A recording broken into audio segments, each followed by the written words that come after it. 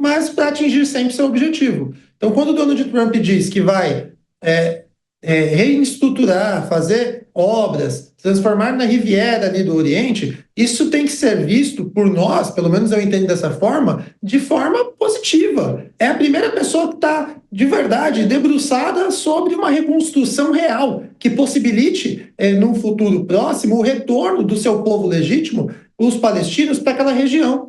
Em nenhum momento o Trump disse que aquela região não poderia ficar com os palestinos. Donald Trump, ele sempre deixa de forma muito clara que o Hamas é uma organização criminosa que se esconde atrás do povo palestino. Esta organização criminosa não vai poder ficar naquela região.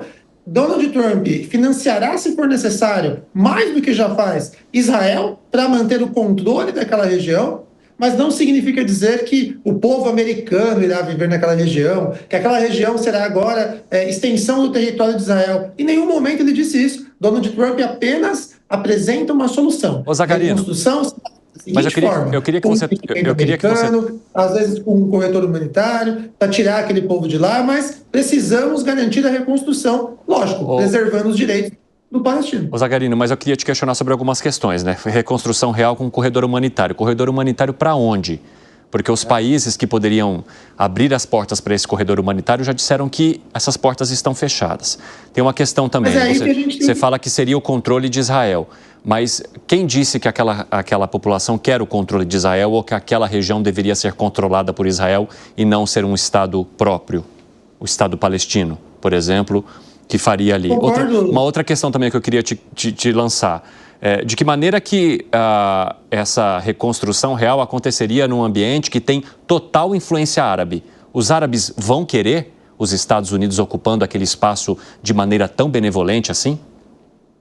É aí que entra a figura da presença real de Donald Trump, demonstrando que os Estados Unidos está disposto a ocupar territorialmente aquela região. E, respondendo aos teus outros questionamentos, quando a gente fala da solução, nós temos que ser criativos. O que Donald Trump apresenta é, de novo, essa bravata, iremos fazer dessa forma. Mas você mesmo apresentou que não será tão simples assim. Mas olha, de novo, a gente discutindo uma frase, mais uma vez, polêmica de Donald Trump, mas sempre buscando uma solução.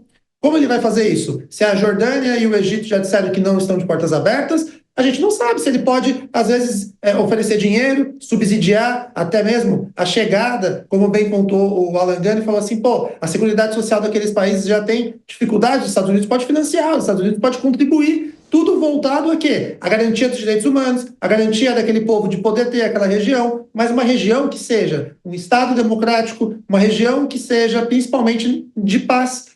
Como que o Irã e os demais países vizinhos ali, que têm influência direta naquela região, que também tem por trás deles organizações terroristas, vão reagir? Donald Trump está pagando para ver. Quem que vai querer comprar essa briga, essa guerra com os Estados Unidos?